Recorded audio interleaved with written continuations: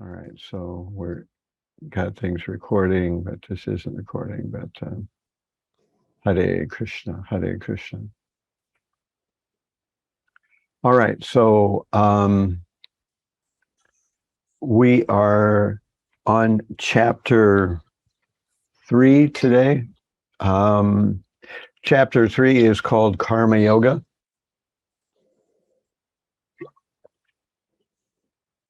And Karma Yoga is kind of a little bit of a tricky term. I'm not going to spend a lot of time on this because we don't have as much time as I would like to have. But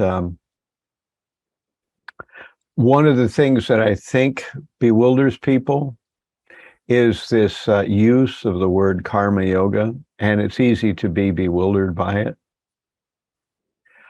This is the reason why here, so try to bear with me. That karma usually means work, but it can also mean reaction to work. So it can mean work and it can mean reaction to work. And yoga can mean a number of different things too. It can mean yoga can mean, of course, the yoga systems where we're talking about especially Ashtanga yoga, or yoga can mean some kind of mystical action. It can mean even a trick. It can mean all kinds of different things. So when you put these two words together, karma yoga, from the Sanskrit point of view, it can seem a little bit tricky what it really is indicating, you know. And this is what I mean here, that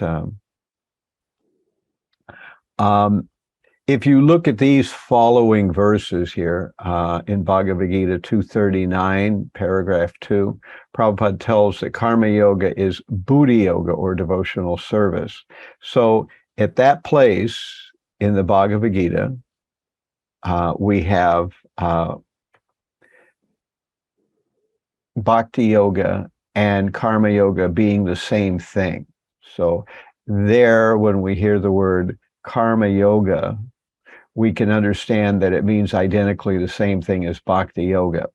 And if we go to verse 251, we see that it's basically the same thing, that Prabhupada is using karma yoga as a synonym for bhakti yoga. Now, if we go to the 6th chapter of Bhagavad Gita, he explains, Prabhupada in the purport there, purport paragraph 4, that the relationship between karma yoga, jnana yoga, ashtanga yoga, and buddhi yoga. So here, where he's using the word karma yoga, he's indicating that karma yoga is more like what we usually say or call karma mishra bhakti. So what is karma mishra bhakti? It is karma mixed with bhakti. In other words, we are performing devotional service, but at the same time, we also still want, to some extent, our material desires to be fulfilled. So that's karma mishra bhakti. So now, in 9th chapter of Bhagavad Gita, karma yoga or jnana yoga, Prabhupada explains that karma yoga is here more like karma. So sometimes the word karma yoga, as it is in the 9th chapter, is more like just flat out karma, you know. Now, again, karma means that one is performing pious activities so that they can materially enjoy. That's what karma is. Karma yoga usually means performing material activities that are directed at God so that one can still enjoy. And as we said the other day, jnana yoga is superseding the idea that we can enjoy on a material level, and we want to now enjoy in some mystical level, but we're not sure what that is. That's Jnana Yoga. Then Ashtanga Yoga is getting into the yoga systems and trying to find some mystical realization, or focusing on the super soul within the heart, or the Brahman. And finally, Bhakti Yoga is where we realize now we're trying to serve God, and we're trying to serve him without the idea that he's going to serve us in return. That's not what's going to happen. So that's the yoga ladder. We talked about it the other day. That's why you have to keep it in focus, that there are these different stages. But sometimes when we use the word karma yoga, Prabhupada does in the second chapter of Bhagavad Gita, he uses it kind of as a synonym for bhakti yoga, because in this case, we're meaning karma is work. So he's telling Arjuna, please, Arjuna, you don't refrain from working by becoming a yogi. You fight the battle. So please, Arjuna, you work. So therefore, Krishna is using the word karma yoga as, now you perform your work. Your work is what? To fight on the battlefield. So this is karma yoga. But in other places, of course, karma yoga can mean, as we were saying before, a mixture of karma and bhakti. So if we have bhakti and karma mixed together, technically that's karma mishra bhakti, and they're mixed together. Now, finally, in some places, like in the 9th chapter, Prabhupada contrasts karma yoga with bhakti yoga, saying karma is focusing on one's material desires, and bhakti is focusing on pleasing Krishna, which is basically equating karma then to flat out karma. Karma yoga is identical to karma there. So just be aware that karma yoga doesn't always mean the same thing. There's a tendency to think that all these Sanskrit words are absolutely technically defined in a particular way, and you can't define them in some other way. They're always defined in one way and never in any other way. But it's not true. In all languages, including English, of course, we have the same word can mean something a little different depending on the situation that we're in. So we automatically adjust when we are speaking or dealing with our own language. But when we're dealing with Sanskrit, we think that these words are always going to mean the same thing. That's why it's very important to understand the context within which a particular thing is being said. Otherwise, if we don't understand things in context, our philosophy quickly becomes doublespeak.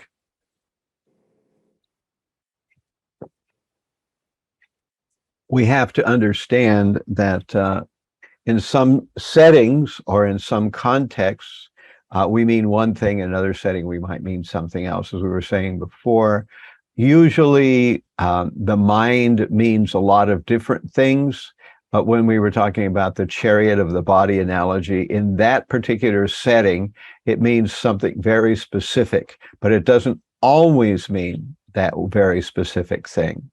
So I use the example sometimes in the English language, we have the word bank. If you say the bank, most of you will probably picture a place where you go and you put money and you take money out. And certainly that's one understanding of the word bank. But bank also means that thing by the side of a river where it keeps the water from flowing over and into the land. So the edge of the river is called a bank. Now, a bank also means when an airplane dips one wing down and the other wing up and begins to turn. That's called a bank. Also in some games like pool, it means to hit a ball off the side of the pool table. So it's all these are different meanings of the word bank. And if we keep in English, when we use those, we decide from context. If I'm talking about money and I say the word bank, I automatically know I'm talking about one of those banks that I walk into and take money in, or bring money out, you know. If we're talking about rivers and I talk about the bank, then you automatically know the kind of bank I'm talking about is the kind of bank where it's the side of a river. If we're talking about aviation, we're talking about an airplane, then you probably can immediately adjust and think, well, the bank must mean that I'm in an aircraft and I'm turning left or right, you know. So in our own language, we automatically adjust, but we tend not to apply the same concept when we're talking about Sanskrit. But we have to kind of understand that sometimes there's a context involved. So I don't want to belabor the point too much, but it does bear talking about because we can get confused. Okay, so I can tell we've got some questions coming up here. All right.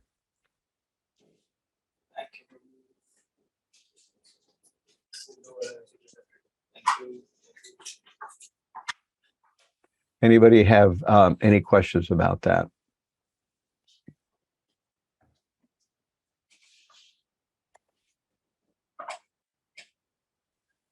Yes. Okay, go ahead. Go ahead, Rudy. I had a question.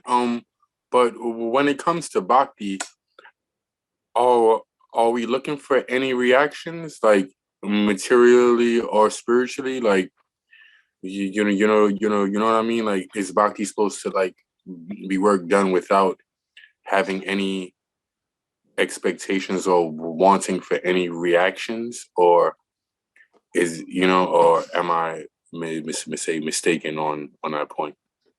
No, it's a very, very good question. I think a lot of people are confused by this concept that bhakti means that we work and we are trying to get a good result from the work. The question is not whether the result is good or not. Of course, we want a positive result, but the question is, are we going to enjoy that result, or is that result for Krishna? You know, and for most of us, the answer is some of both. This is why what we are doing is kind of karma mishra bhakti. But we understand that what we want to come to in the end is to do everything for Krishna and nothing for ourselves. But so that's what we're really trying to focus on. We are trying to do bhakti, which means we are acting. And this is the same point that Krishna is getting across to Arjuna in the Bhagavad Gita right here. This is the very same point that Arjuna is saying, I'm not going to act because this fighting of the battle will implicate me in killing the Kurus. And by killing the Kurus, I will become a ruler, but they will all be dead. Therefore, there'll be blood on my hands. So this is what Arjuna is thinking. But Krishna is saying, no, that you are a kshatriya. What else are you going to do except fight? That's your whole business in life. You don't have any other business. You're not a baker or a candlestick maker. You're not a brahmana. You're not a shudra. You're a kshatriya. So that's what your business is. But the idea is you can't go around killing people for your reasons. You have to go around and administer justice. So when you're administering justice, then it's proper what you're doing. It's proper. Otherwise, you're just killing on your own behalf, which is sinful. So this is the point, that we want a good outcome, but the question is, who gets that outcome? Is that outcome for me or it's for Krishna? And if it's for Krishna, then that's actually devotional service. If it's for me, then it could be karma, or it could be karma mishra bhakti. It could be some for me, some for Krishna. And of course, everybody needs a roof over their head and food to eat and all those basic things. So we do things for our own reasons and for our own needs, but we are trying to come to a minimum on that. You know, in second canto of Srimad Bhagavatam, we have these verses like kamasya nindriya pratir labho jiveti yavata. So there's verses where it says one should only want to live a life of spiritual seeking and spiritual purification, and accept only what's bare minimum necessity for the body. We can't live without food. We can't live without shelter. And most people want a family. So although, yes, technically we could live without these things, most people would not be able to do that. So instead, what the Bhagavad Gita is recommending is that we keep these things to a minimum. What the Bhagavatam recommends is we keep these things to a minimum, and then we give what leftover money we have, what leftover time we have, we give that in service to Krishna. That's what we're trying to do. And this is the nature of karma. Does that make sense, or have I just made it more difficult for you to understand? Let me know. That makes sense. That makes sense. It made sense. And I feel like it's just a concept that evolves and changes, like depending on, like what is being spoken about. Like the concept of bhakti is definitely a dynamic concept, and it's not really like a static, like thing from my experience. So even like the definition that you give now in this example may be, like very different in a different case, and it's very interesting. But, well, Bhakti actually does have a standard. There's no two ways about it.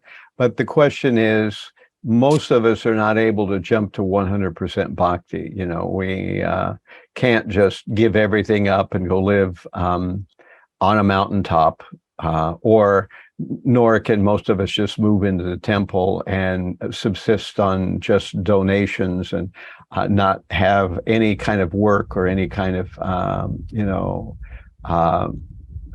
separate position in the world. So we are gradually learning how to minimize what we do for ourselves and maximize what we do for Krishna. And that's how karma mishra bhakti, or karma mixed with bhakti, becomes pure bhakti. It starts out in a mixed way, and gradually we get rid of more and more of the karma part, and we go to the bhakti part. So, but pure bhakti does mean that we're doing everything just for Krishna. That's always what pure bhakti means. But we are on the road to pure bhakti, and that's how we get there, by gradually doing more for Krishna and less for our own material desires. And generally, if we are performing bhakti yoga or devotional service properly, that will occur. That will naturally occur. Maharaj, yeah. Okay. Yeah. Do you want me to go, Prabhuji? Or you? Yeah, go ahead. First? Okay. So, Maharaj, bhakti is mixed with, like karma is mixed with bhakti. Mm-hmm. So we are telling, if we do karma, like we're doing karma every day, whatever, doing the job, business, Right. but we have intention, whatever we are earning, it should be clean earning, nothing with a guilt feeling earning. So it should be pure earning.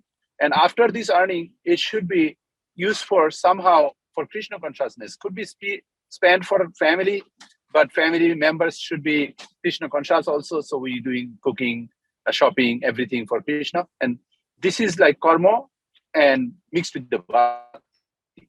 But what about the gyan? Like we are reading Bhagavad Gita or even material books to, like if it is science book, I'm improving my science knowledge to deliver the humankind something. But definitely my intention, this science should be used for, but if it doesn't use for Krishna consciousness, can you use it as a bhakti also, the gyan? Yeah. Again, that there's another. These are, I think, the two most confusing concepts in Krishna consciousness. If you can just understand what I'm saying here, you will clear up so much confusion. I mean, when I first started reading Bhagavad Gita and trying to understand Krishna consciousness, this confused me so much until I realized that sometimes when Prabhupada says karma yoga, he means something different than when he says it in another situation, because it's a different context. It doesn't always mean identically the same thing. Now, what you're saying is another term that causes the same kind of confusion. That is the word gyan. So there is gyan, meaning the speculative search through various scriptures with the idea of trying to figure out what's the highest mystic perfection, generally speaking. So people recognize, as we've said before in the yoga ladder, that material sense gratification just doesn't work. It's a false promise. So if it's a false promise, where's the real deal? Where's the real promise? So they begin to search through groups and literatures and philosophies and the Vedas and anything you can imagine under the sun. And they're searching for knowledge. And we call that search gyan, which is a mundane search for understanding the bottom line.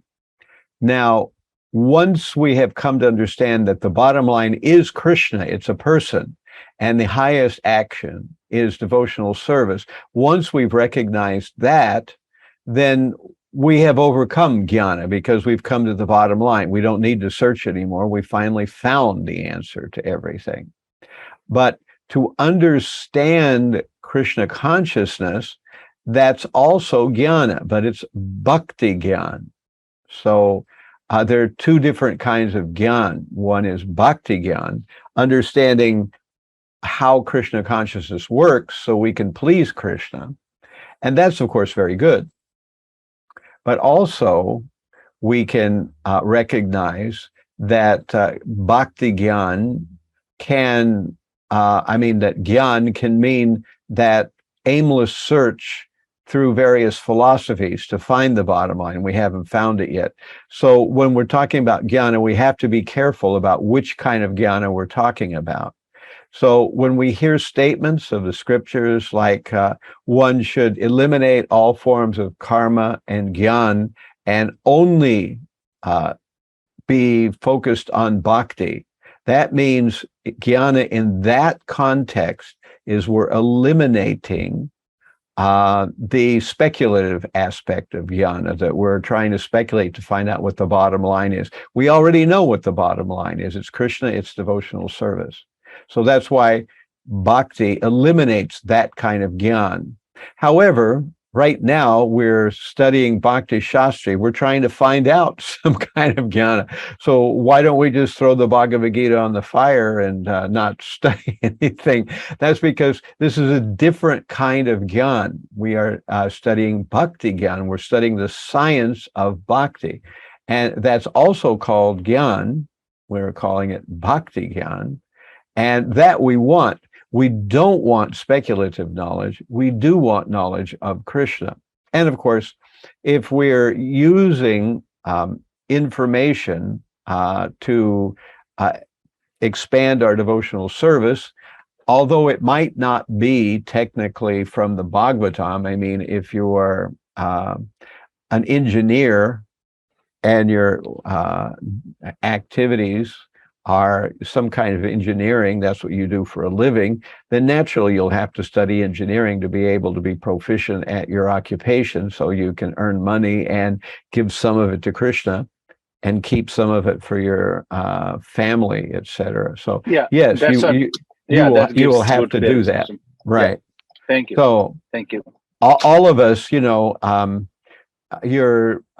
got a car, so you're learning a little bit about how much oil it needs, or when you need to check to see if the water and the radiator is gone out, or if it's making a funny noise. So you're learning something about a car. You're not looking at Bhagavatam, but this is necessary everyday knowledge that we need just to get things done. And there's no harm in that, but we're not changing our philosophical understanding of life because we're reading an auto mechanic manual or a manual about engineering or something like that. It's something we do to either further our service or our occupation. So, and sometimes we study other philosophies or other, scriptures, so we can talk about them intelligently to people who believe those other philosophies and scriptures, and help them understand the Krishna conscious perspective. So all that is all right. What isn't all right is where we're not sure what the bottom line is, and we're studying other things because we think they might be better than Krishna consciousness, and we're deciding to try to find out another path altogether. That's where we're back to regular gyan, and that's the kind of jnana we want to avoid. Thank you, Maharaj. It's gives me, and Prabhuji, if you have questions till now, you can go. Yeah, although Maharaj has clarified a lot of things, but Maharaj, just quick, I understand, but if I have to explain someone, and the question is this, that, okay, Mishra Bhakti means we need something for us and something for Krishna. But like in Bhagavad Gita, Maharaj, there are many, many places where Krishna is saying, if you do this, then you'll be liberated. If you do this, you'll be happy. But now it's we who's becoming happy and liberated.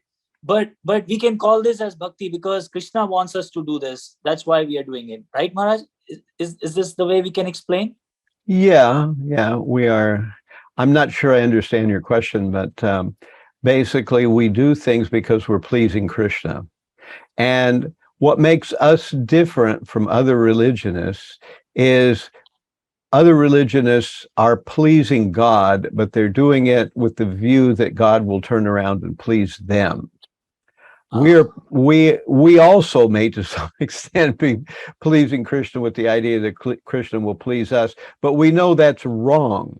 That's what makes it different. And we are trying to gradually eliminate that element of our service to Krishna. And that's kind of the difference between what we mean by karma yoga, where we're pleasing God, but with the idea that still sense gratification is the most important thing. That's karma yoga. We're pleasing Krishna or God, but still sense gratification is the most important thing. But bhakti yoga is a stage where we realize that we're pleasing God not because sense gratification is the ultimate thing. In fact, we may do our conditional nature still be focused on sense gratification, but we're trying to come away from that. So that's what makes bhakti yoga, and that's what makes karma yoga, is whether or not the highest thing is your own material sense gratification or whether it's Krishna, theoretically or in actual fact. Of course, someone who is truly developed in devotional service will please only Krishna and will not have any thought for his own or her own personal desires. They'll only think about pleasing Krishna. But that's a high road. But most people don't even know that far. Most people are just pleasing God because they think that's how it works. I try to do some nice pious activity and then God pleases me. That's the bargain that they think that religion is all about, when that's not at all what religion is about. Religion is about something else. Was that your question, or you have a different question? I could have missed your point, so let me know. No problem, Maharaj. It very nicely explained. But yeah, my question was just that, that in some verses, Krishna is saying you do this and you'll be liberated. So I was just thinking, like, when he's saying that you do this, you will be liberated. So it's for me now, it's for my benefit. So will I still count as Mishra Bhakti, or it's like Bhakti? Well, it depends on what specific instance you're citing there. If you give me a specific instance, I can tell you. Maharaj, 5.25. Okay. Krishna says that who are always busy working for the welfare of all living beings and who are free from all sins achieve liberation in the Supreme. So now that he's telling that we'll be liberated. So I was thinking, like, so this is Krishna telling us. So this is Bhakti. This is not Mishra Bhakti because, or is it Mishra Bhakti because it's for me? No, this is actually, in this instance, in the 5th chapter of Bhagavad Gita, this is actual pure bhakti Krishna is describing here. Okay. And, liberation is a slippery word, like 2 other words that we have discovered are very slippery. So karma yoga is slippery and jnana is slippery. So you have to be careful what we actually mean by those words. Now, liberation is also a very slippery word. It can mean, we're asking liberation from what? Now, as devotees, we usually understand the word liberation to mean liberation from material desire and a complete focus on pleasing Krishna. That's what we mean by liberation. But there are other contexts, and certainly if you use the word in general among people who are not devotees, that's certainly not what their concept of liberation will be. Most people's concept of liberation is merging with Brahman. They consider that liberation. Some people think of liberation as meaning liberation from the material body. Others think, like Buddhists, that liberation means to be liberated from the misconception that you even exist. So liberation has a number of nuances, and you have to kind of ask yourself, in this particular context, what I'm reading or who I'm discussing with, in this particular context, what does liberation mean? And in 5th chapter of Bhagavad Gita, at that stage, Krishna is definitely indicating pure bhakti. So if we follow that, statement that Krishna is making about pure bhakti, then about liberation, then what he's asking us to do is become a pure devotee. Again, when we actually look a little bit further or deeper into the picture, we realize that if we're performing bhakti properly, we are happy. Right. So we're not miserable when we perform bhakti. And so in one sense, performing bhakti is a kind of satisfaction for us, but it's not our purpose for performing bhakti. It's a byproduct. Whereas in karma yoga, people are performing service for God or trying to focus on God, but their real purpose is sense gratification. They want to please themselves. That's their real goal. So just be aware that that's there. And I wanted to quickly go to this verse here just to highlight the point that I've been making. So in Bhagavatam, this is where we have several verses all in a row that discuss this idea here. And this is Srimad Bhagavatam 1.2.10. Kamasya nendriya pratir labho jiveta yavata jivasya tattva jigyasya narto yas cheha karma be. So here, Bhagavatam is telling us life's desire should never be directed towards sense gratification. One should desire only a healthy life for self-preservation. Since a human being is meant for inquiry about the absolute truth, nothing else should be the goal of one's work. So life should never be focused on sense gratification. Particularly, what we're trying to understand here is, how do we, as people in the material world, view our own occupation? Because most of us have families and have an occupation. Of course, I as a sannyasi don't, but most people do have a family and they have an occupation. So in Bhagavatam 1.2.9, actually, there's a whole string of verses, and this is the one right before that verse. Dharmasya hyapavargyasya narto ta yopakalpate nartasya daimakantasya kamolabhaya hismritaha. That all occupational engagements are certainly meant for ultimate liberation. They should never be performed for material gain. Furthermore, according to sages, one who is engaged in the ultimate occupational service should never use material gain to cultivate sense gratification. So occupation is meant for what? Liberation, not material gain. Now, material gain should never be used to cultivate sense gratification. And then here we're finding life's desires are not to be focused on sense gratification. Rather, we should desire a healthy life or self-preservation.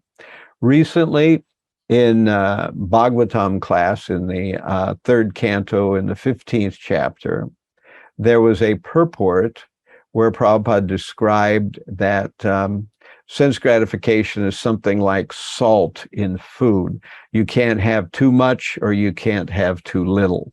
So we recognize this idea that we can't live a life of total abstinence from all forms of sense gratification. At least 99.99% of the people can't do that.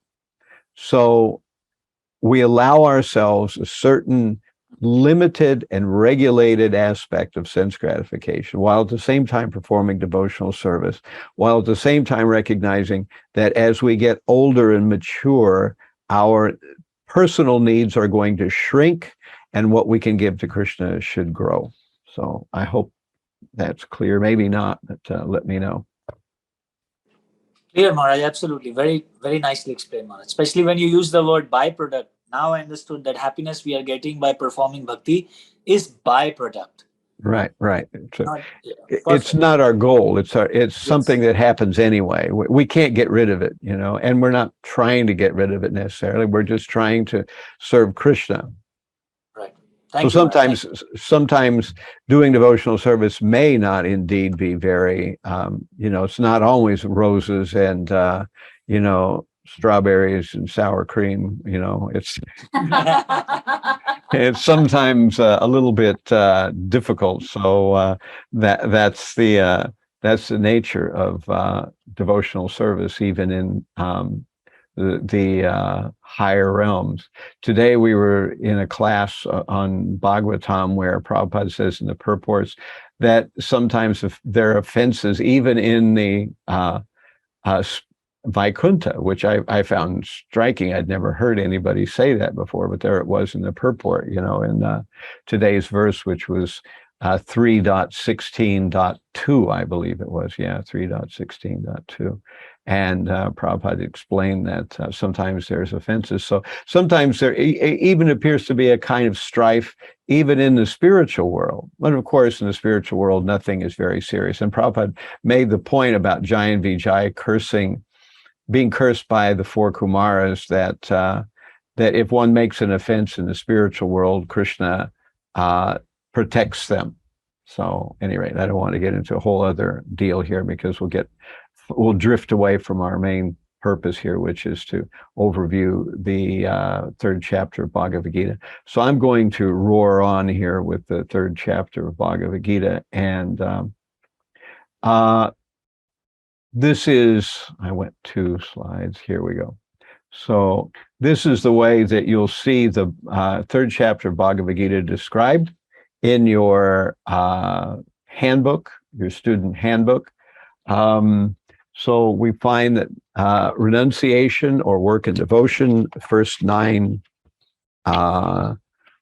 verses of chapter 3.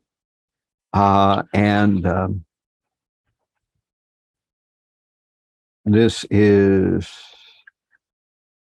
What's the page number, Maharaj? In the 21. Page 21. Okay. So right on 21, you'll see this same exact thing. I'm trying to parallel what the MIHE said. If I was going to present it, I would present it somewhat differently, but I'm trying to follow their pattern. So this is their explanation, and this is based on Burijan's overview. I'm not sure where exactly Burijan gets it from, but I think his explanations are wonderful. So if you want to invest the money and get a surrender unto me, it's certainly worth doing. And they recommend it in the MIHE to get a surrender unto me. But, you can still do the course without surrendering to me, but that's where a lot of these overviews come from. It helped me a lot.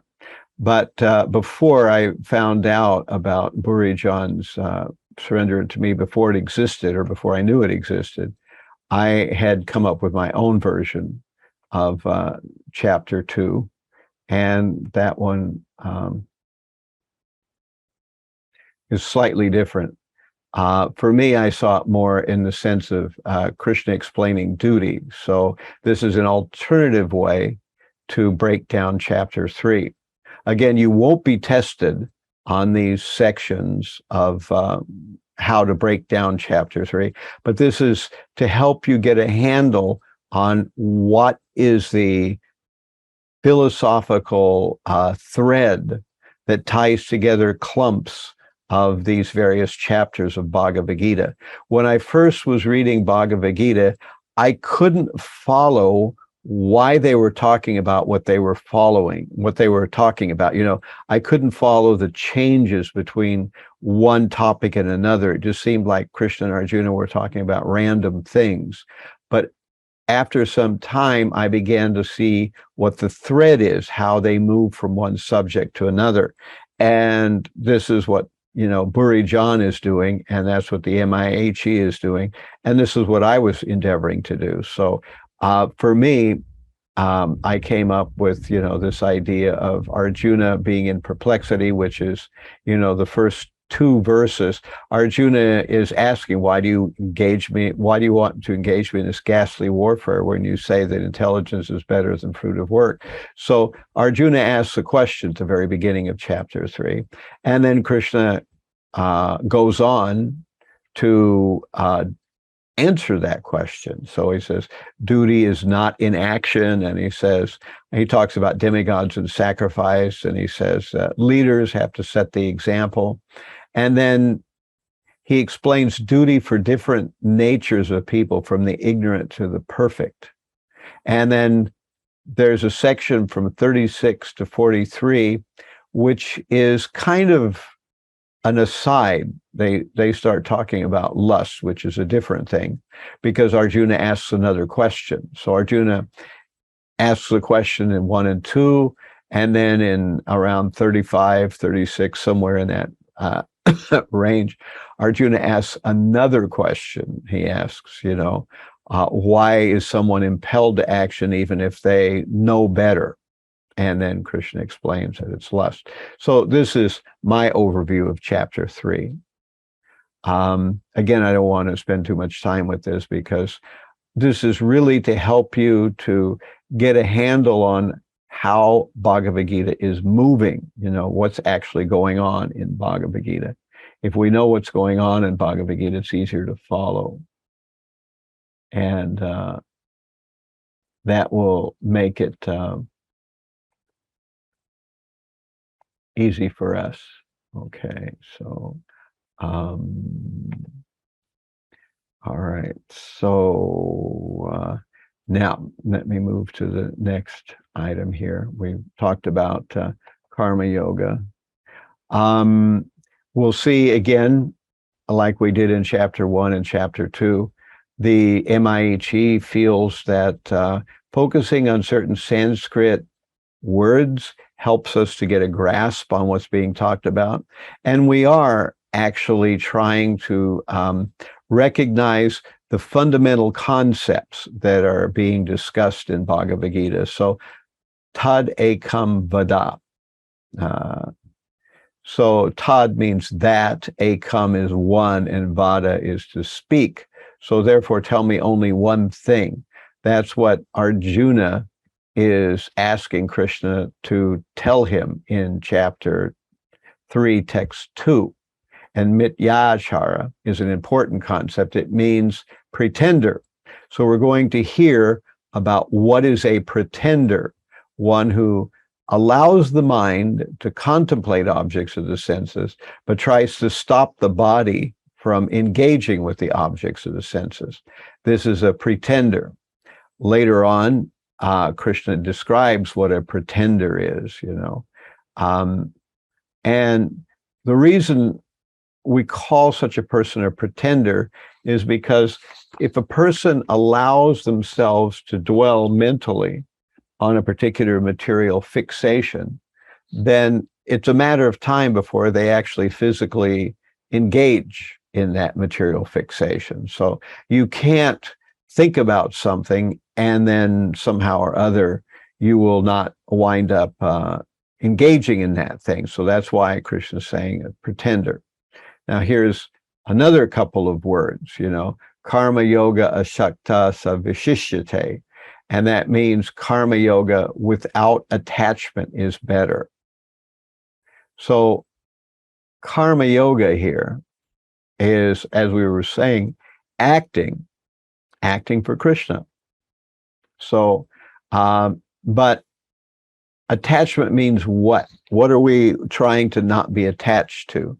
It's fine to be attached to your service, but it's not fine to be attached to the fruit of your service. And as we're saying, we want to more and more give up the fruit of our actions to Krishna, dedicate things more completely to Krishna. We know, like we were just talking about, that it's a gradual process. That gradual process means we have to gradually give up our material needs. And as we continue in Krishna consciousness, we will be able to do that more and more.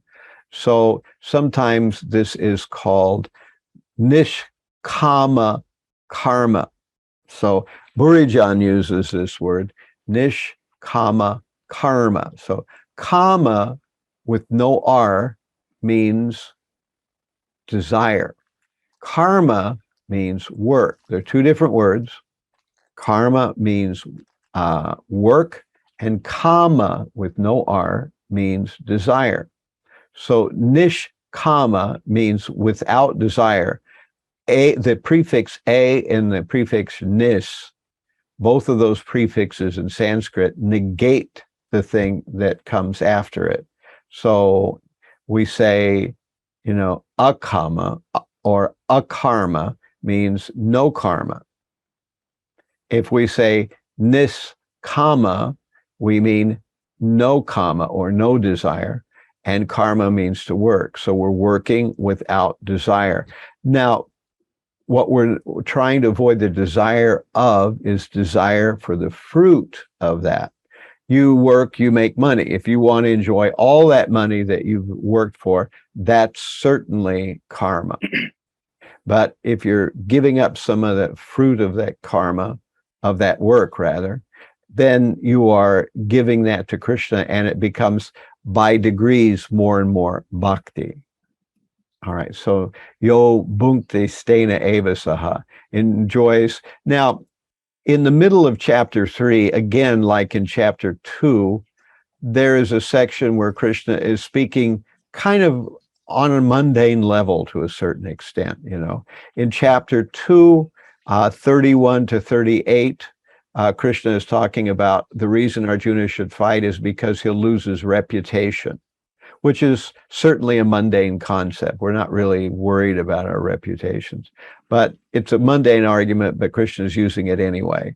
Now here in chapter 3, Krishna is describing how there's a system. The Vedic system is that one should please the demigods. And if one pleases the demigods by offering sacrifice to them, they will shower material benefits. Of course, again, as devotees, we could care less about trying to please demigods and getting their blessings. We know that pleasing Krishna automatically pleases all the demigods. We don't have to worry about it. We're not really interested in doing that. So in this particular section of Bhagavad Gita, when Krishna is speaking, he's speaking to Arjuna and telling him that there's a system. So the reason Krishna is saying this is that in the first 6 chapters of Bhagavad Gita, Krishna is doing an overview of all kinds of Vedic formulas and Vedic processes and Vedic concepts. Krishna is kind of doing an inventory of everything that's in the Vedas, so that once he has talked about everything, now he's going to say, well, now that I've told you, we've touched base with everything that's in the Vedas, now I'm going to focus you on what I really want you to do. So that at that point, Krishna and Arjuna are on the same page. Arjuna knows that Krishna is not overlooking something, or he won't say, well, what about that? We didn't talk about that yet. So Krishna is doing an inventory of the entirety of Vedic thought. And then in the end of the 6th chapter, Krishna says, okay, I've told you about everything. We've talked about karma yoga, jnana yoga, stanga yoga. We've talked about all these other things. Now, this is what I actually want you to do. And so here, Krishna is talking about karma. The pleasing of demigods is certainly regular karma. If you're pleasing demigods, you're not pleasing the Supreme Lord, then you're performing what is technically regular karma, not karma yoga, but regular karma. And regular karma means to play the pious credits game. You know, you are performing sacrifices, giving in charity, performing austerities, going to perform pujas at temples, doing havans, all this kind of stuff. This is all, you know, Rig, Sama, Atharva, and Yajur Veda stuff, you know. And you'll notice that Prabhupada never translated the Rig, Sama, Atharva, or Yajur Veda, because this is all what we call karma kanda, or we also call it sometimes pravriti marg. We are not interested in performing pravriti marg, because if a person is on the platform of devotional service, they're already past that. And by performing devotional service with one fell swoop, you don't need to worry about pleasing various demigods, of which there are only 33 million. So if you're going to please various demigods, you've really got your work cut out for you. You please some of them, but not all of them. The others may get envious and therefore curse you. So pleasing demigods is not the way to go. You can get certain material benedictions doing that route, but that's why people who are involved in bhakti don't care about pleasing demigods. They know that by pleasing Krishna, automatically the demigods will be pleased. There's a verse like that.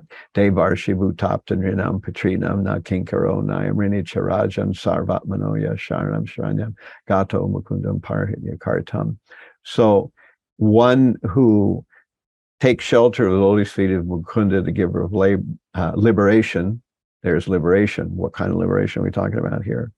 This kind of liberation is bhakti liberation, or getting rid of material desires. One does that, then one owes no duties or obligations to the demigods, forefathers, family members, living entities in general, or great sages. So automatically one solves all obligations by performing devotional service. So that's why Krishna is mentioning it here in chapter 3, Yo bhunkti stena eva saha, that if you engage in your occupation, but you don't please the demigods, you will be a thief. So that's basically what those words of Bhagavad Gita mean.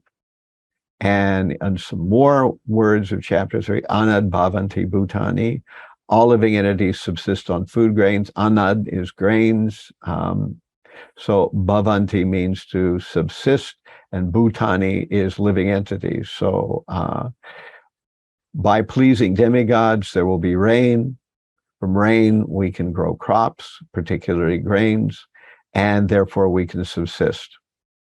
And vikarma here is unauthorized or sinful work. We'll find out that there's karma, vikarma, and akarma. So vikarma is to do sinful things and get a negative result, and karma is to do pious things and get a pious result.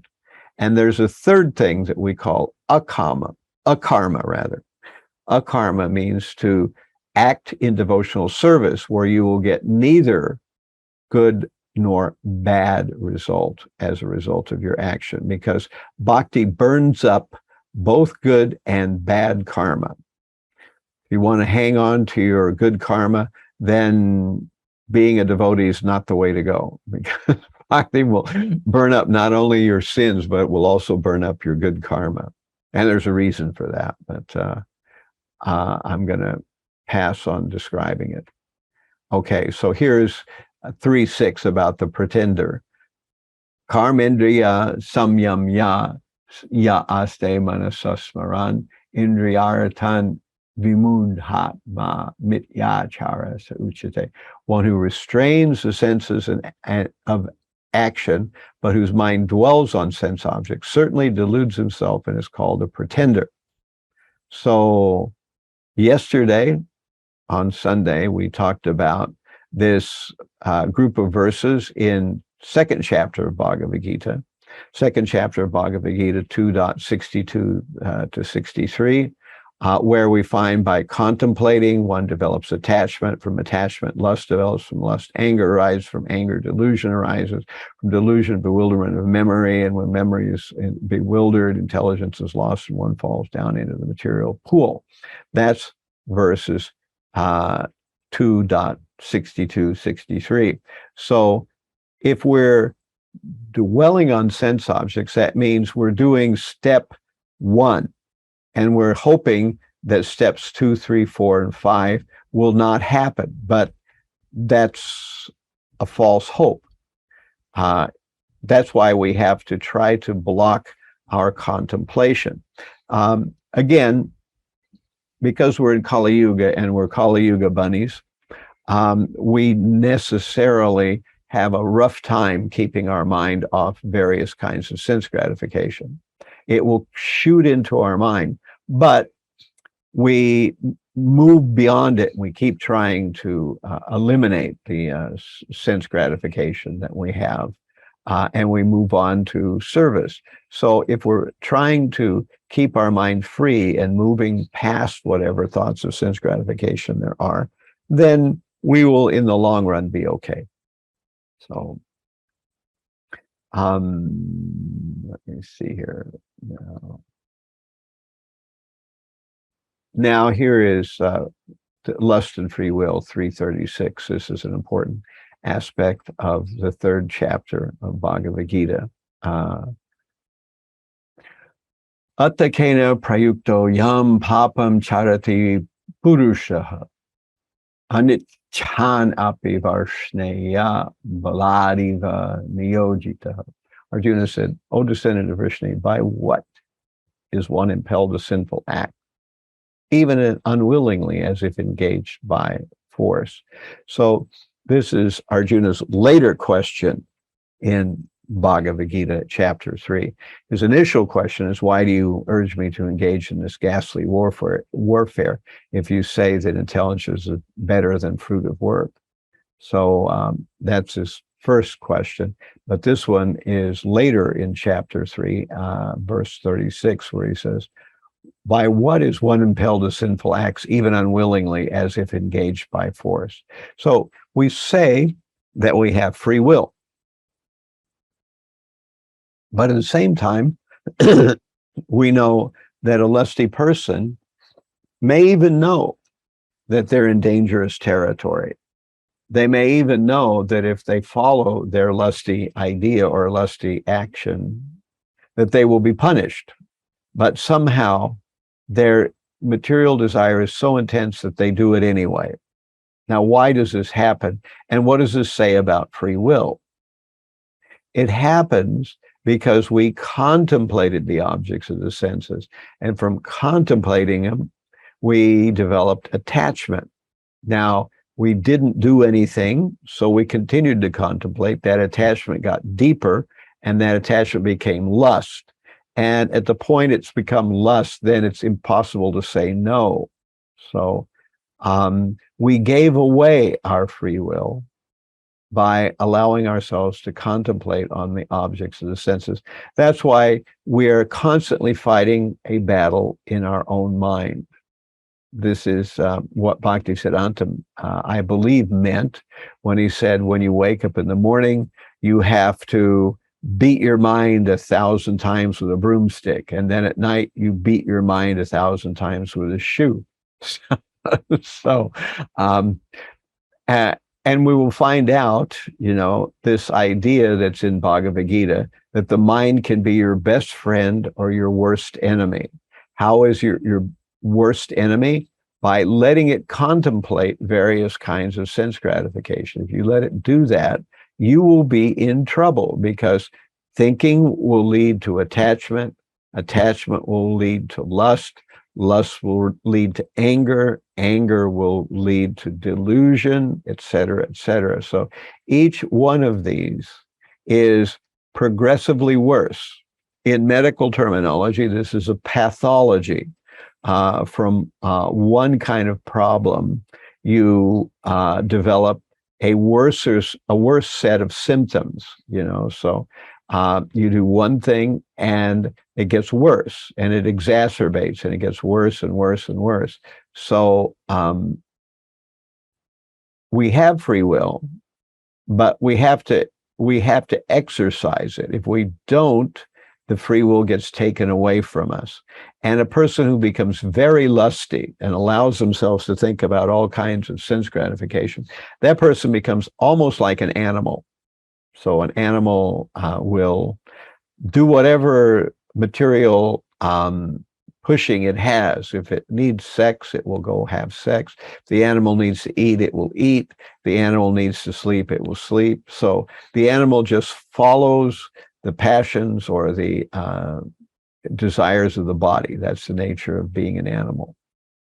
Okay, so I'll ask if there are any questions now about any of that.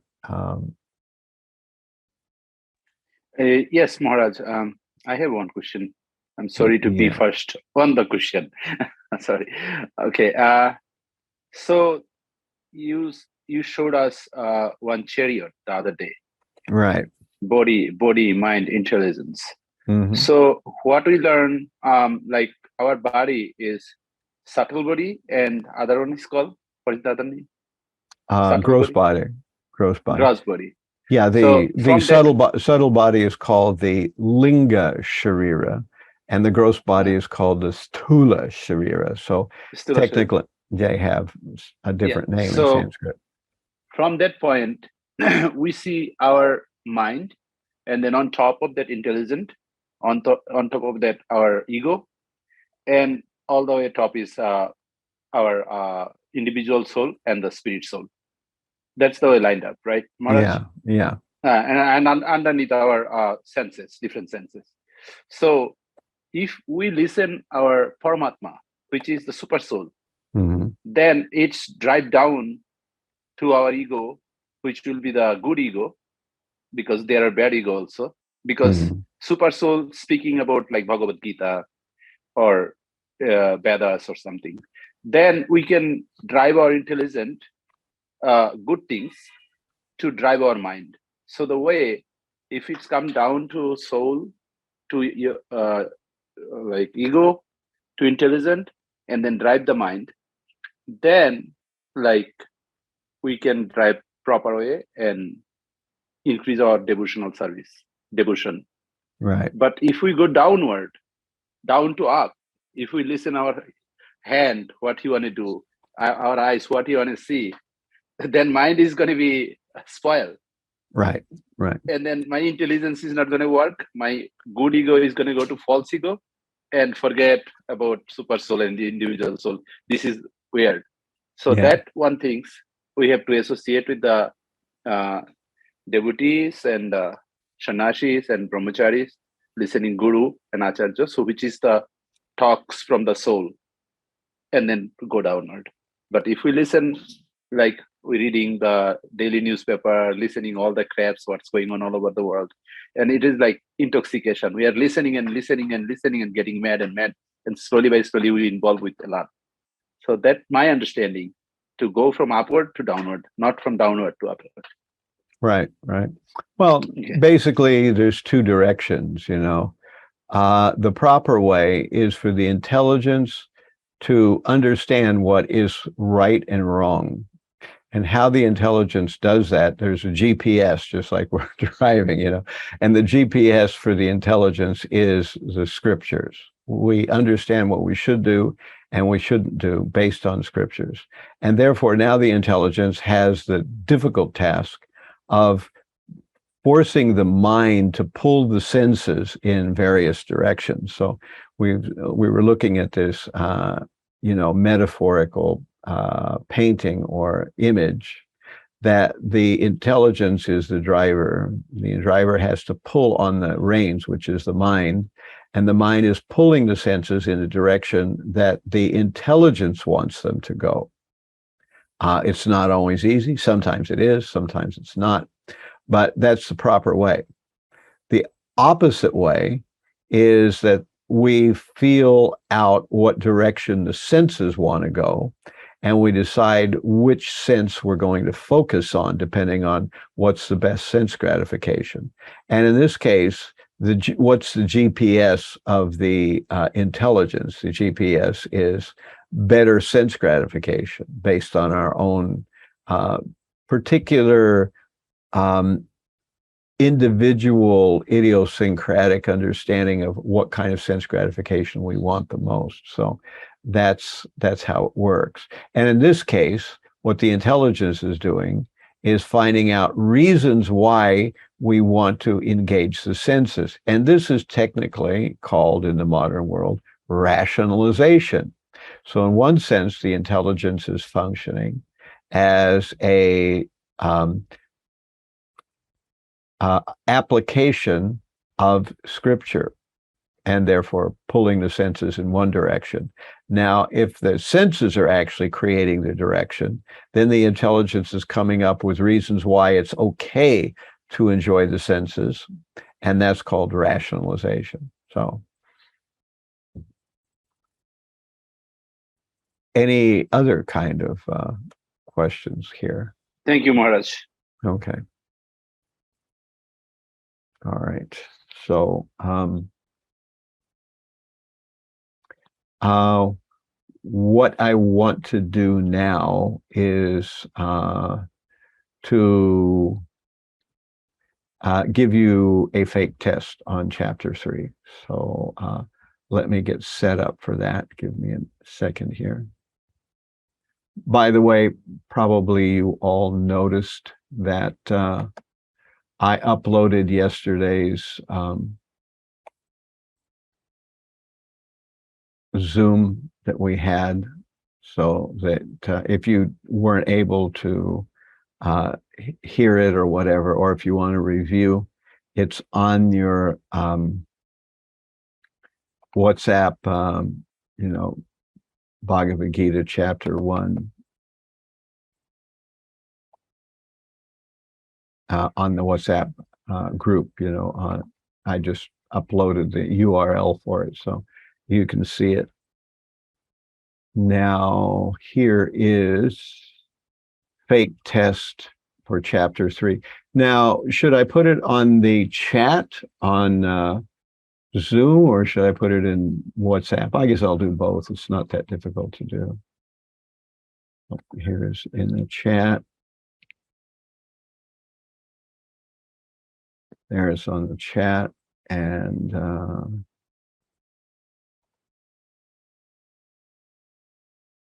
now it's on WhatsApp. So whichever way you prefer, either go to the Zoom chat and click on the link, or go to the WhatsApp and click on the link there, either way. And we'll see you all back in about 15, 20 minutes. Right now I have that it is 7:45, so that'll take us up to about 8 o'clock. So do the fake test, and then we'll see each other in about 15 minutes.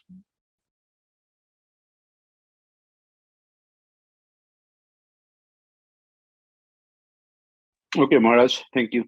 Okay.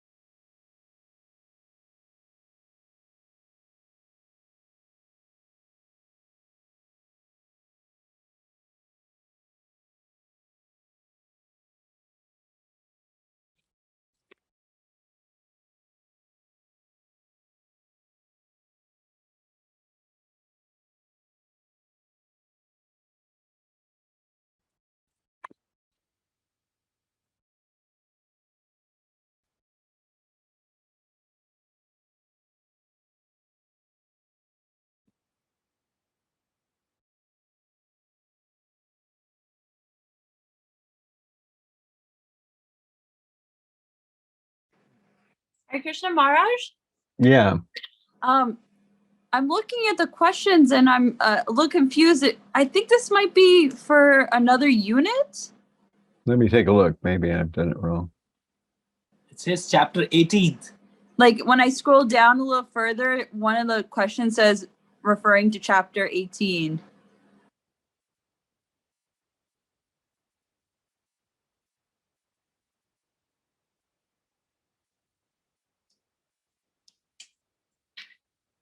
General chapter 18, TF. Which Because I was just looking to see how many questions there were, and there's Right, like right, 51 questions. It seems like this is not the same one that you're intending for update. Yeah, it might be. Let me take a quick look at it and see what we've got here. Okay. Yeah, because it speaks about renunciation in the mode of passion. Yeah, it does look like the wrong one. Let me see if I can. I was Maharaj just thinking, I didn't read all this renunciation. Yeah, right. I must have mislabeled. Let me see which. Sometimes that happens. No problem, Maharaj.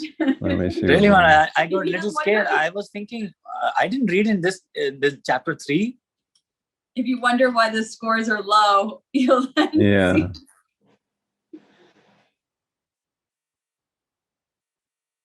No, nobody else is saying anything. They're like, okay, sure.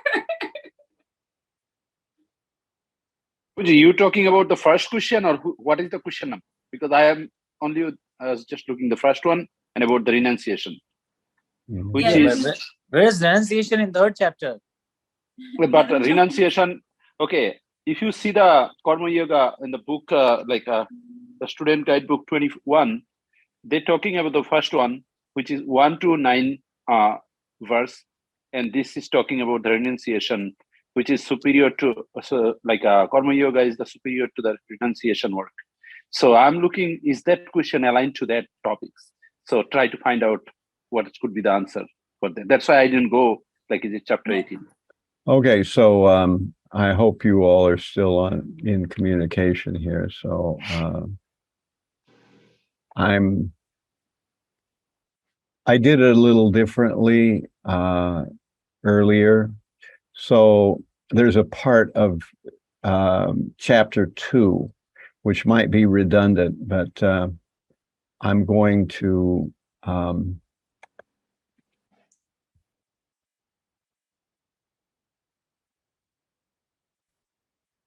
move it.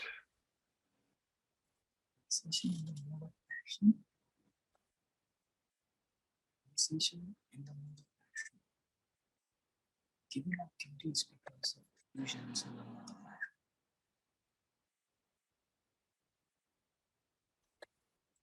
Giving up duties because of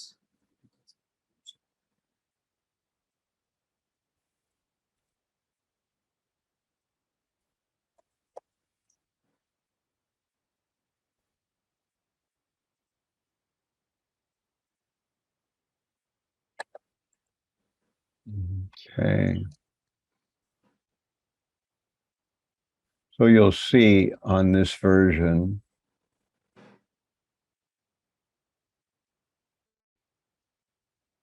when you did chapters 2 yesterday on the fake test, were there any questions from chapter 3? No, Maharaj, it was all from chapter 2. All from chapter, okay. So there'll be a few questions from chapter 2 on here too. So let me see if now.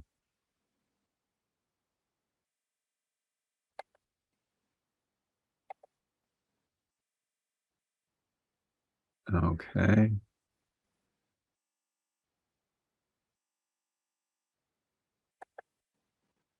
All right.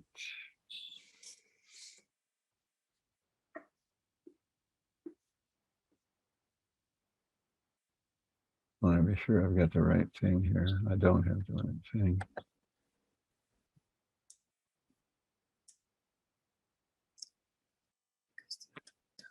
Okay. All right. So hang on here. Now I'm going to copy a different link back here to participants chat. Here's the new link. And for those of you looking at WhatsApp, I've posted about. So try that out. That should be okay now. Tell me if something weird is there.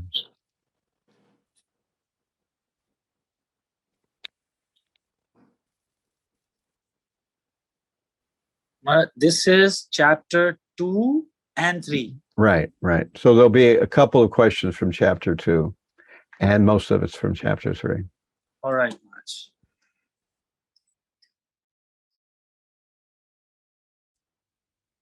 Hare Krishna, Maharaj. We have submitted, Maharaj. Okay. But yeah, once everybody finishes, we have 3 questions to discuss. Okay. Okay. That we were like clean bold, Maharaj, but we wanted to know like, okay, let's see. Maharaj, I'm feeling one problem. Actually, Uh-huh. I'm trying to take the test from my phone, whereas I am trying to send it to my email address to open from the computer, but I'm not getting it. So is it possible you can send it to my email address somehow? The link? No, like especially the, you know, the slide you sent earlier, which we follow, the slide. That slide, if you can send me to the email address. Oh, I see. You're right. Right. The yeah, I can do that after. Yeah, I'm having too much problem because I can scroll down and up, and then I get lost. So I'm very late. Everybody finishing, but I'm crying. Well, right now you need to finish the test, not the slides. The slides actually you shouldn't be looking at this point. Okay, okay. Then there is no reason. Yeah, Okay. yeah. I mean, if you're looking at the slides, then it's an easy thing. You know, the idea is you're supposed to be remembering these things. I see. So the fake test is a closed book test, not a. It means closed book, closed slides, closed everything. Okay. Then it is fine. Let me try. Okay. Is everybody else finished? It's just Bhagavan Narahari is still. Madan Gopal, you're finished. Pushpanjali. Yoren.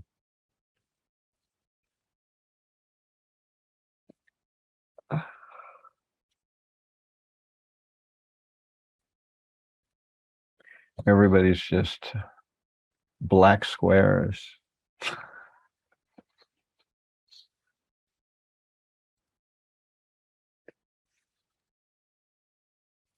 Black squares and white names. So we're all impersonal here. Everybody is so ashamed of their room that they don't want me to see it or something.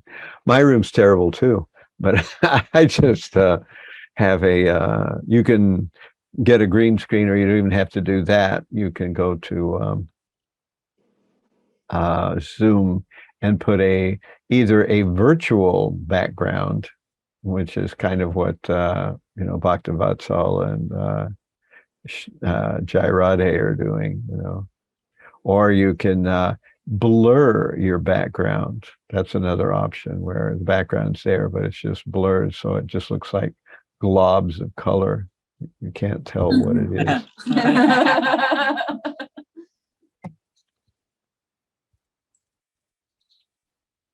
So you didn't remodel your back of your wall? No. If you'll notice, if you look at it closely, the wall is moving, but very slightly. Yeah, no, I did. I was just joking. I did notice it moving. Right. It's I'm using a green screen though, so it's I see.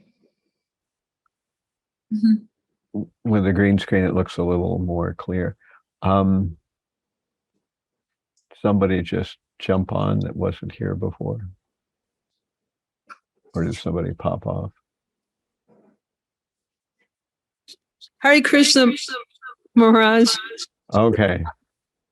I was on my laptop Okay. Okay. and I was trying to talk, but I don't think you heard me. No, I couldn't hear you at all. I couldn't see you or hear you because you're So now I'm on my phone and I hear an echo. I'm walking away from the laptop with my right. Because what'll happen is it feeds back through the system and you say it once and then it feeds back. Yes. So I did submit the test. Okay. Okay. So let me see who we still have outstanding at this point. Okay. We have 4 people responding.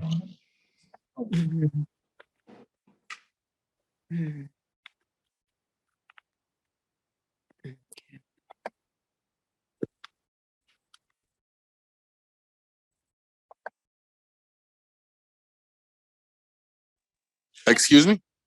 I can see the TV. Hare Krishna? Yeah, Amana Gopal. You've taken the test. Yeah. I'm sorry. Yeah. I've taken the test. I submitted my score, and I got a few. All right. Yeah. I had a few wrong, and I'm just getting accustomed to your style of asking questions because they can be, kind of confusing. But on the ones that I got incorrect,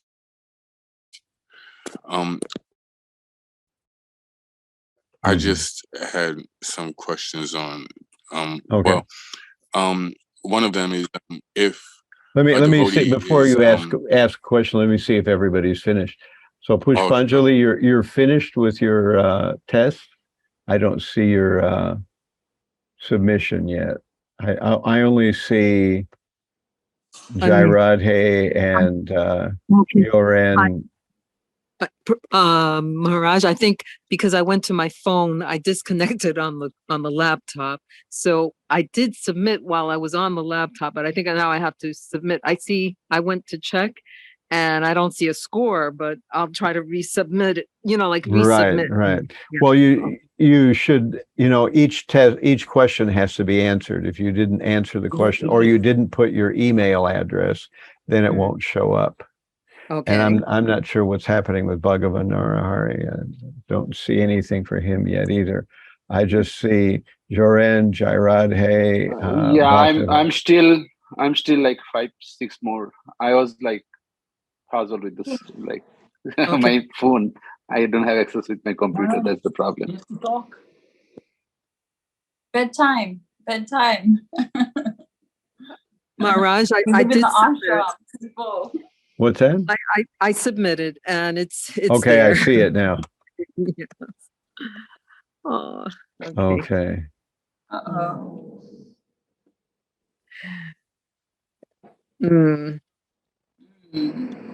Interesting.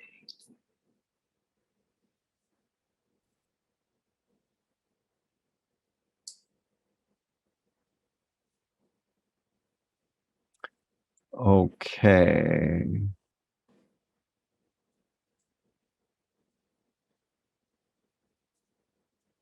So we've got Bhaktivala Sala, Jairadhe, we have Yoren, we've got Pushpanjali, we've got Managopal. We're just waiting on Bhagavan Narahari.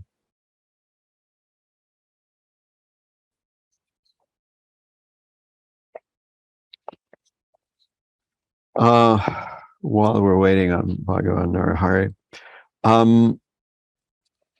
next Sunday, do any of you actually plan to be here and to attend the Bhakti Sastri course in person, or all of you just going to chime in on Zoom? That way, if I know that there are no in-person people, I won't bother with setting up downstairs, or if there's just one in person, one-person meeting that's going to be here. Yeah, Maharaj, I'll stay in home and join because even we'll cook that day, but Okay. I'll come 2 o'clock on the cooking kitchen. But before that, I'll stay in home. So you can stay upstairs. If Okay. Pushpa Mataji okay with that. I know she comes, but it's up to I'm okay with it. It's okay. Okay. Yoren can't come. He's in India, right? Madan Gopal. We don't have our Arjuna today, so he's not present. And Gokula, Mataji, Gokula, she said she had to work. right, she works. She's a nurse, so Right. Mhm. so Gokuleshwari is not here.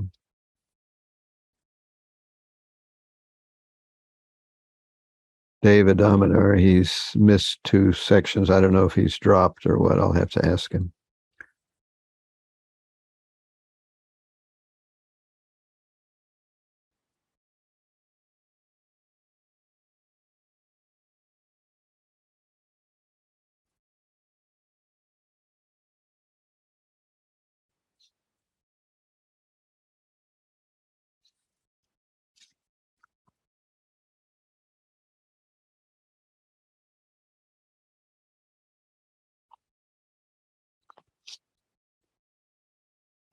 All of you are aware of the contact for doing your slokas for Glucaria and Dharmaraj. I set that up, and I think you all wrote down the telephone numbers. Yes, Maharaj. Thank you for that. Okay, so when you decide to do your slokas, you can contact her. All right, so I'm not going to wait for Bhagavan Narahari anymore. We're just going to have to roar on ahead here. How close are you to being finished, Bhagavan Narahari? Let's see what we got here. Yeah. I have 4 more questions. 4 more questions.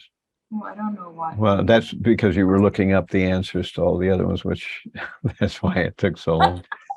You're supposed to know the answers, not look them up. You know, the fake tests and the real tests are supposed to be closed books, so everybody knows from now on. Okay, so do you have any questions for me, all of you who finished your test? So we have 5 responses, which means 1. Yeah, we've got Maharaj, we 6. have questions, Maharaj. Yeah, what's your question? Maharaj, from the question paper, I can discuss now? Yeah. So Maharaj, there's one question which says Acharya, and Acharya means teacher, but here the option was Guru, so we did Guru. Guru, Acharya, teacher, one and the same thing, Maharaj. Which question was that? I have numbers on the question. Which is Number 16, Maharaj. 16, okay.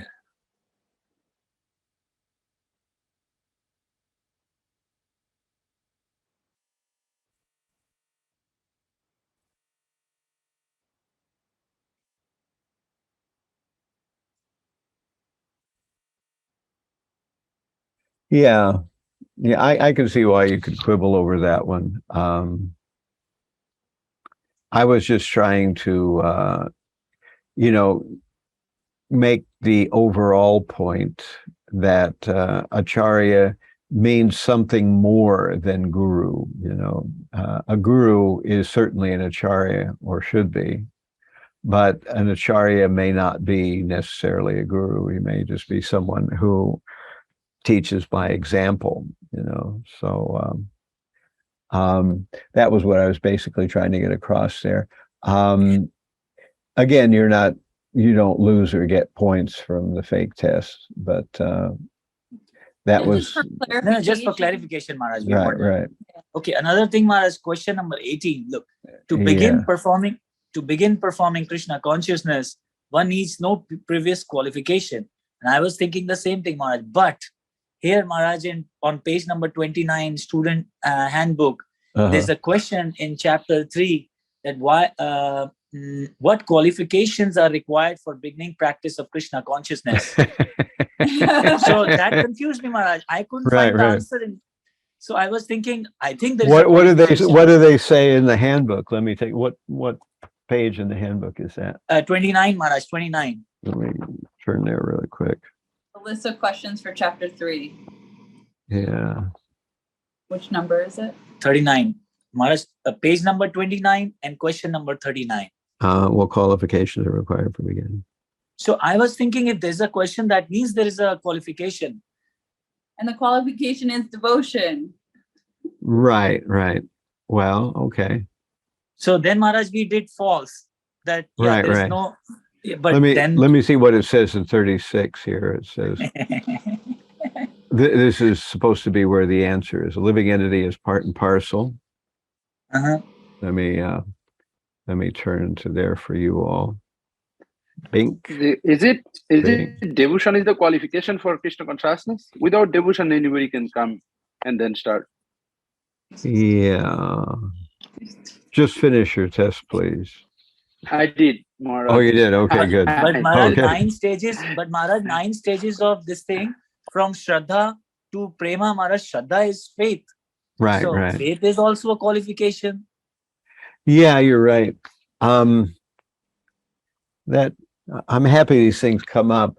It's hard to think about everything from all possible angles, and generally, it's the acharyas say that one can come to devotional service without anything. In other words, one cannot desire devotional service, one can have no faith, one cannot be pious, one can be very sinful, one can be a Sudra, one can be an Antyaja, so there's no qualification. The qualification actually comes from the contact with a devotee, and then one can go on. So in that sense, there's no qualification necessary. But in another sense, as you mentioned, that if you're going to actually continue with devotional service, then you have to have faith and you have to have a number of things. So I can see how you can quibble about that one. Yeah, I'm. So Maharaj, the third one now. Listen to this one, Maharaj. Okay. This is question number 5 from chapter 2. The word prajna means knowledge. So basically, Maharaj, prajna means who's attached to Krishna or Krishna consciousness. Which question are we talking about? Question number 5, Maharaj. Fifth question in my fake test, right? Yes. Okay. Pragya means knowledge. Okay. Yeah. So prajna means, Maharaj, so sthita prajna, I was thinking it's talking about that one who's attached to Krishna consciousness, one who's like stable. So, but here it was only knowledge. So I thought knowledge could be like, it could be jnani. Yeah.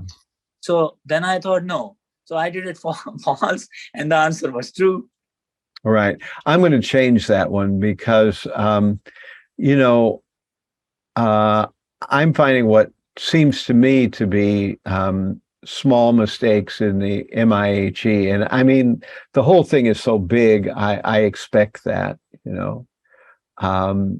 there's no place it just mentions pragya, but it does mention stita pragyasya, which is what I assume that Rasamandala meant, So in the future, I'm going to take pragya out and just turn it into stita. I did that already, at least in my mind I did it, but I'm going to change it in my test as well. So it says that. And Maharaj, just one more question. See, this one, look at this one, Maharaj. Question number 9. Okay. The word tad ekam vad means tell me the truth. So I was thinking, okay, he said, tell me decisively, tell me one thing. So I said true, that because you tell me the truth, like just tell me what I have to do. Again, it went wrong. Right, right. That just has a meaning. That has a meaning. Yeah, that has a meaning already there. But meaning didn't say that. That's why. Okay. But did you work on 17? Number 17, what it says?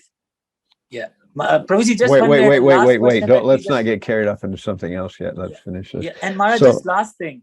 But Maharaj, wait, 23. before you go to another one, yeah, I can see how you could sort of blend out the meaning to that, because Sanskrit is and everything is kind of more nuanced, but literally tad ekam vada, ekam is one, vada is to speak, so it means tell me one thing. That's literally what it means. So Maharaj, if like tomorrow on Sunday when this question comes, I don't write decisively. I just write one thing. Right. And I want to again next Sunday when we do the test. So evidently nobody's telling me they're going to appear in person. So next Sunday is going to be totally virtual. I'm not going to set up the. Okay, Maharaj. Yes. Okay. So just remember that there are not many questions on the real test. However, each question has a lot of parts, and the questions are going to discuss, mostly things we're going to enumerate, so you're going to have to enumerate like various things. We've been talking about various lists of things, like the 6, stages of the living entity, about the 6 opulences of the Supreme Lord. We've been talking about the 5 reasons why Arjuna, didn't want to fight.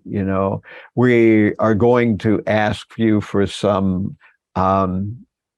analogies in chapter 2. So, in the first 3 chapters, 1, 2, and 3. So the real test is going to be over chapters 1, 2, and 3, all of them together. Not a lot of questions, but there will be a lot of parts to the questions. You will have to list a lot of things. So take a look at your lists and take a look at these Sanskrit words, So when, when it says, tell the English of Tadekam Vada, you should say, not tell me the truth, but tell me only one thing. That's kind of what I'm looking for there. So it won't be a true and false question. There won't be any true and false. And rather, you will have to supply the English meaning to various Sanskrit words. So that's what you can expect on the test. And again, if you look at your,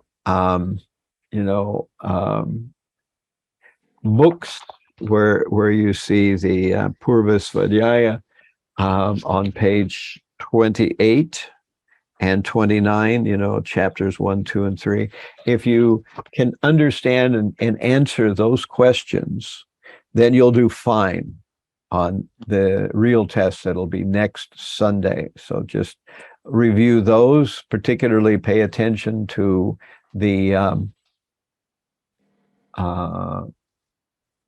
various lists of things. Remember to study the analogies, so you can give us a couple of analogies. And in this way, you should do all right. Okay. Maharaj, can I just ask the last question? Yeah. So Maharaj, question number 23 in your fake test. Okay. One of the sitting places of lust is one's thoughts. So normally, Maharaj, lust is sitting in senses, intelligence, and mind. So I was thinking mind work is thinking, willing, and feeling. So thinking and thoughts, one and the same thing.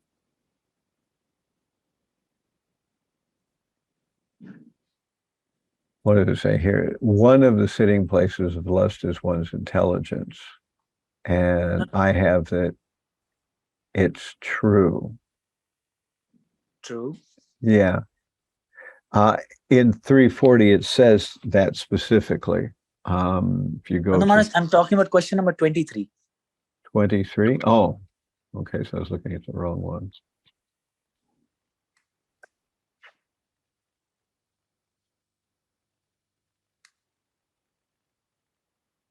No, you are right, Maharaj. It's written Right, mind, right. thoughts, and intelligence. Yeah. You know, that's, I think we've run into this before. And these are legitimate ways to look at it, really. I mean, if we were discussing something in a temple room, or we were discussing something in some forum where devotees were trying to explain Krishna consciousness, I would agree with you completely, For the purposes, though, of a test, they're looking for specifics. And though what you say is actually true, I would never dispute it in a normal situation. But for the sake of academics, for the sake of testing, in the sense that we're trying to sort of standardize a way of thinking and talking about something, I try to be more literal than I would ever be in real life. That's kind of what's going on here. And I've run into this before, because really Krishna consciousness is about reality. Krishna consciousness is about the whole wide world, and the spiritual world that we don't even see, So Krishna consciousness is about everything. So everything blends and melds with everything else, if you want to stretch it far enough. And that's why, in these kind of discussions, what a lot of times devotees say is clear, and in general, I wouldn't dispute it. But for the sake of testing, often I'm a little more literal than I would be in real life, just so that otherwise you can't score or grade things at all. You just have to kind of give up after a certain point, because it is possible to stretch things out, and I've run into this before in Bhakti Sastri. So, I tip my hat to you. I agree with your point. But especially with the fake tests, it doesn't matter one way or the other. You don't lose or gain points by whether you got it right or not. But in the future, when you take a fake test, try to be a little more literal than you normally would be, just for the sake of testing, because true and false questions are, they force you to be literal, because if it can be true and false, then it's impossible to grade a true and false test, So just keep that in the back of your mind when you're dealing with true and false questions. And the reason I deal with true and false questions is that way I don't have to grade them myself. Our friend Google does it automatically, for everybody. And Maharaj, I have yeah. one question. Number 17. Right. Isn't it true the main reason Krishna performed prescribed duties, even though he did not need to, was because he was acting in his role as a Vaishya? Because of Vaishya, he was doing the prescribed duties, right? Yeah. Again, you have a point. But Because he's Vaishya. Right. It's true.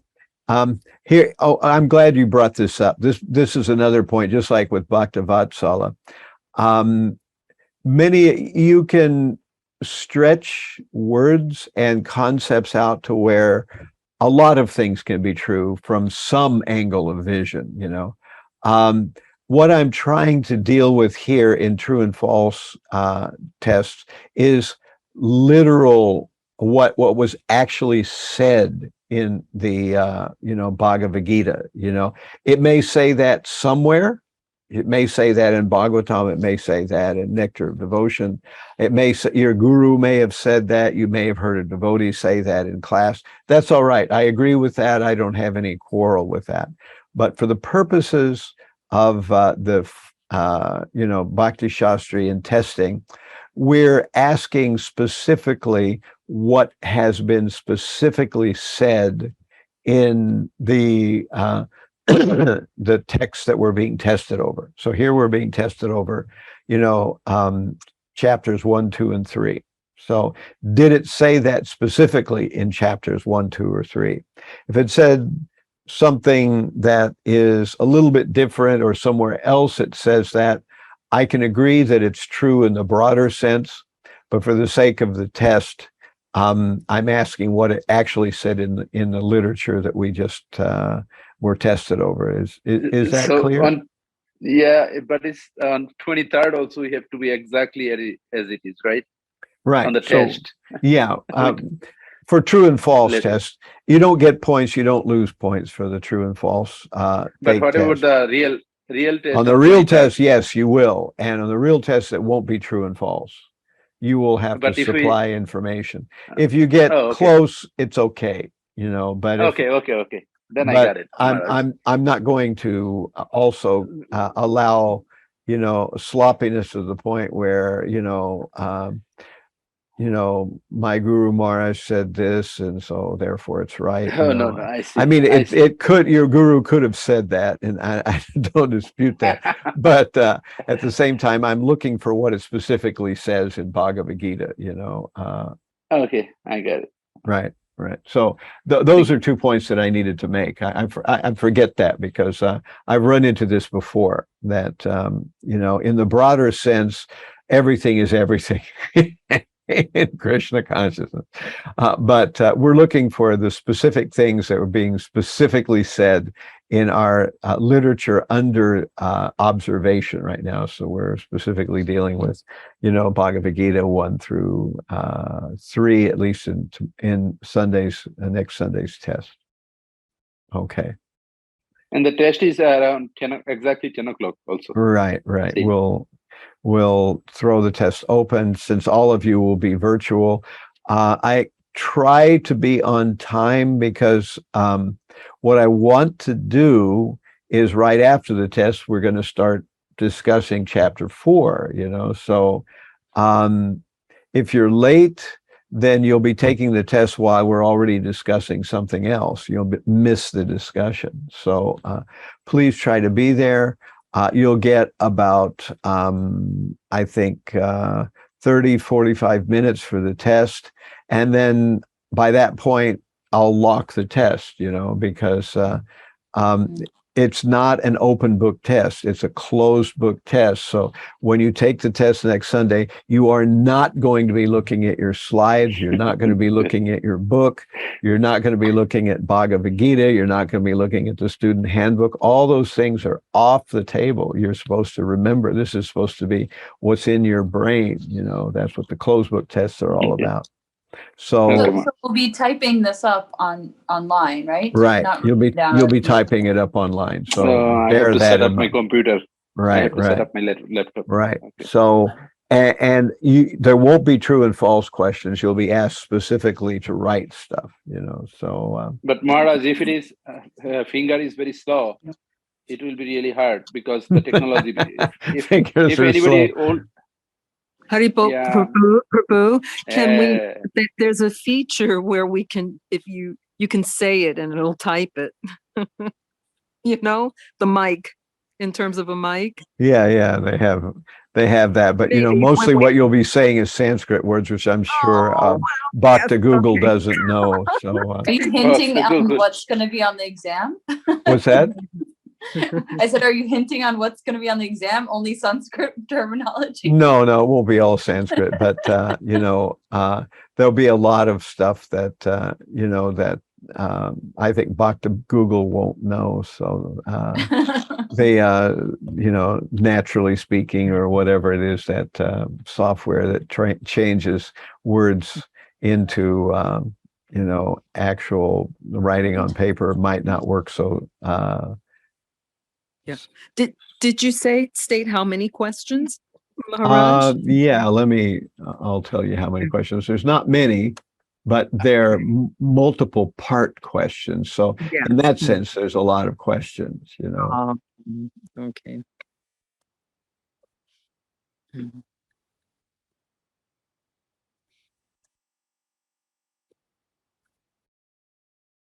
There's only 8 questions, but they're doozies.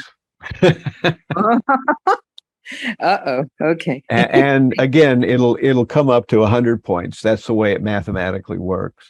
So that makes it easy to tally and then do weightings, So each question will have many parts, and each part of the question will have a certain amount of points. It'll have 4 points or 3 points or whatever it is. Just like with these true and false questions, there were 25 questions, but each question was worth 4 points. So that if you did all 25 questions right, and each question had 4 points, that would be 100 points. So it'll work the same way, except there won't be some questions will have more parts, and some parts will be worth 3 points, some will be worth 4 points, etc. Marge, in the sections, in the sections where you have get the translation for some of these Sanskrit terminology, you just want the literal translation, not go into more detail about the verse or anything else, right? Right. And then in terms of listing, for instance, Arjuna, reasons why Arjuna, was contemplating, we list just those things, not go into full detail about them, or you want explanation? In some cases, if I want an explanation, I'll say that. Okay. So I think if I remember right on the actual test, some things we're asking for a somewhat of an explanation. I don't need you to write a whole paragraph about everything, but a 1-sentence explanation, basically is what I'm looking for. Let me see if there are any explanations on there. Like Maharaj, why a fully Krishna consciousness person not obliged to follow the Vedic injunctions? So this could be like an explanation or just one line. Yeah, well, if I asked a question like that, then I would explain, something. Then you could write a paragraph on it, 2 or 3 statements. But if it's a list of things and you're describing each thing, then you can just give basically a basic 1-line explanation. Like in the book, the questions, some of them say list English or Sanskrit for the 8 stages of a spiritual fall down. You'll also give the same thing, like either English or Sanskrit. You're not expecting us to know both of them, right? Right. I don't. Okay. Let me see if I've done that.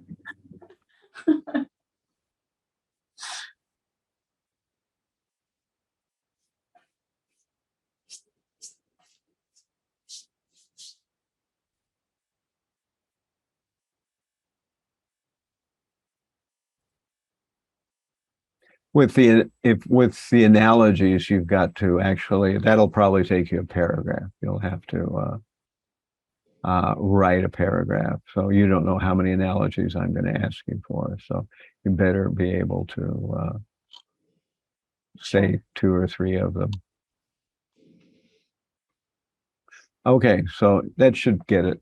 So by the way, throughout the week, you should read up on chapter 4, because we will roar into chapter 4 after we get finished with the test. So on next Sunday, the first 45 minutes or so will be everybody chiming in, taking the test, and then we will start off, with chapter 4, discussing that. So that should be it. Next week, 10 o'clock on Zoom only. You'll start off with the real test. You'll fill that out, so be aware. You'll have about 45 minutes to do it, and then that'll close, and we'll move on into discussing chapter 4. Any final thoughts or questions? Sorry that we went over today. Maharaj, I'm so sorry. Does this word that you keep mentioning about analogies. Analogies. Are there analogies in the book? I mean, I'm looking through it. Maybe I've missed Yeah, something. I'll show you where they are. They're Okay, thank you. Mm-hmm. they are 30, on Maharaj, page page number 30. 30. If you look on page 30 of your handbook, the student handbook, you'll see various analogies, and you'll see that Prabhupada, and not just Prabhupada, but the whole Vedic literature in general, uses these analogies and metaphors to help understand various abstract things, like compassion for the dress of a drowning man is senseless. Absolute truth is realized in three phases: Brahman, Paramatman, and Bhagavan. Just like medicine is spread throughout the body. All these things are various analogies, and they pop up all the time.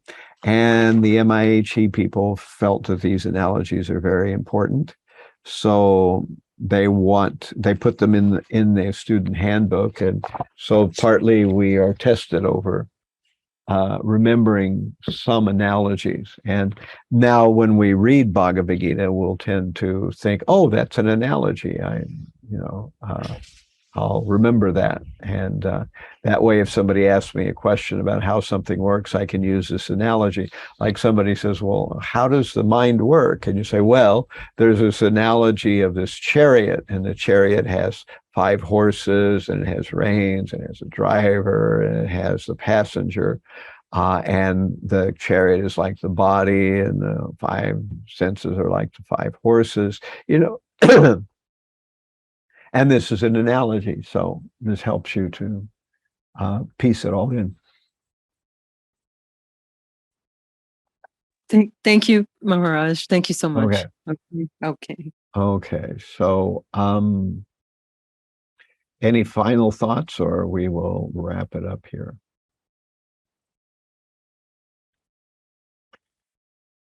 Okay, so thank you all very much. Again, I really am appreciative of the fact that you all are trying to hang in there.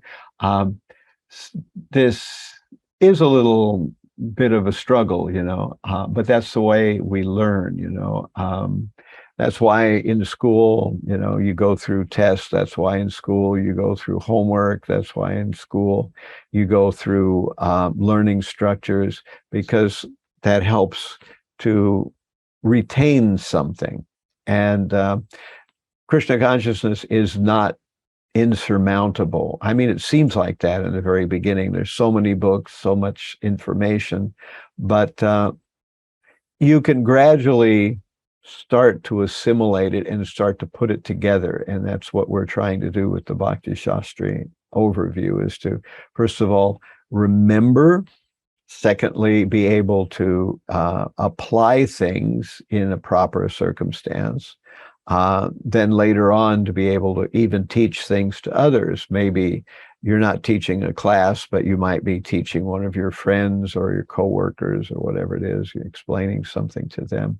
So in this way, if you grasp the concepts, you can remember the concepts, you can explain them to others, then there's a good chance that in your own life you will apply them, which means it will help change your character, because that's the whole purpose of Krishna consciousness, is to remember and be able to apply the aspects of Krishna consciousness. Okay, so again, all hats off to all of you for staying with Bhakti Sastri, putting up with me. Hare Krishna, all glories, Vanchakopatribhishcha, Kripa Sindhu, Hare Krishna. Digam Pavaneva, Vaishnavebhyo Namo Namaha. Hare Krishna.